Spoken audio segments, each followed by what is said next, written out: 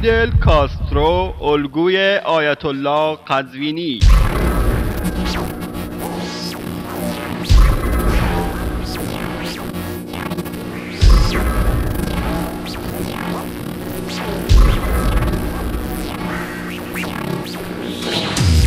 اتهام بدعت با خیالات واهی و باطل، مثلا مراسم میلاد رسول اکرم بدعته.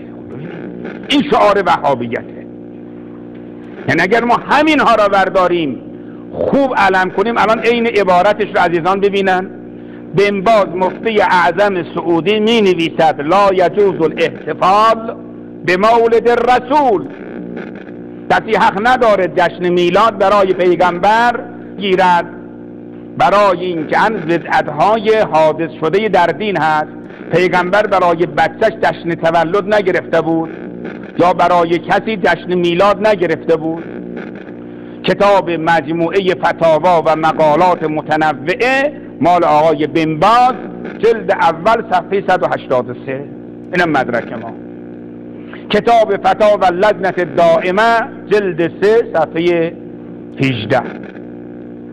این حرف وهابیته. مراسم سوگواری برای انبیا و صالحین حرامه. لا یجوز الاحتفال بمن مات من الانبیا ولا الصالحین ولا احیاء ذکراهم بالموالد لان جمیع ما ذکر من البدع المحدثه فی الدین و من وسائل الشرک.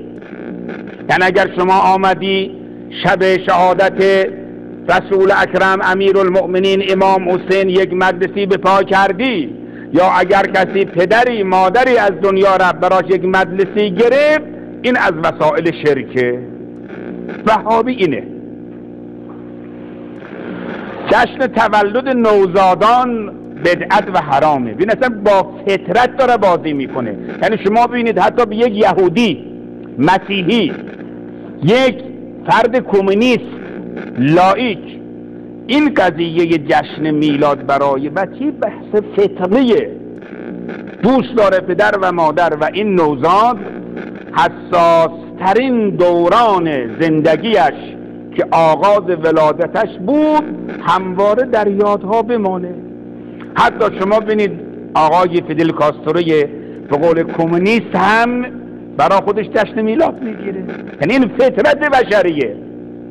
آقا میفرماید ان الاحتفال به عید المیلاد للطفل فیه تشبها به اعداء الله. هر که از جشن میلاد، جشن تولد برای بچهش بگیرد، این یک نوع تشبه به اعدای الهیه. چون یهودی ها برای بچه هاشون جشن میلاد میگیرن، اگر کسی از مسلمانان بگیره، خب یهودی ها با قاشق غذا میخورن و شما با قاشق. یهودی ها با ماشین سوار میشن، یهودی ها از تلفن استفاده میکنن، یهودی ها سوار هواپیما. این نشد. دید مسئله شریعت رو اینها آلت دست قرار دادن. جناب آیت الله قزوینی بعد از کلی گزافه گویی نفرمود که سند و مدرک ایشان از پیامبر گرامی صلی الله علیه و آله و سلم یا اهل بیت گرامی ایشان علیهم السلام برای اثبات جشن تولد چیست و در کدام کتاب است، جز اینکه فیدل کاسترو را الگوی خود قرار دادند. اما این مغلطه جناب قزوینی که غذا خوردن با قاشق و سوار شدن ماشین را با اعمال عبادی قیاس مع الفارق کرده، از روش ایشان در تلبیس و مغلطه بیگانه نیست. چون روشن است که اگر کاری فطری و طبیعی باشد و شما آن را انجام دهید و از آن انتظار ثوابی نداشته باشید، درست است. همه انسان‌ها، هم از یهود و نصارا و کمونیست، با هم مشترکند. اما اگر شما از انجام کاری انتظار ثواب داشته باشید، این کار باید مبنا و سند دینی داشته باشد، مثل جشن تولد برای پیامبر گرامی صلی الله علیه و آله و سلم، و الا انجام چنین عملی بدعت بوده و انجام آن گناه در پی خواهد داشت. چه منطقی دارید؟ چه دینی تابعید؟ چه مذهبی دارید؟ چه برهانی دارید؟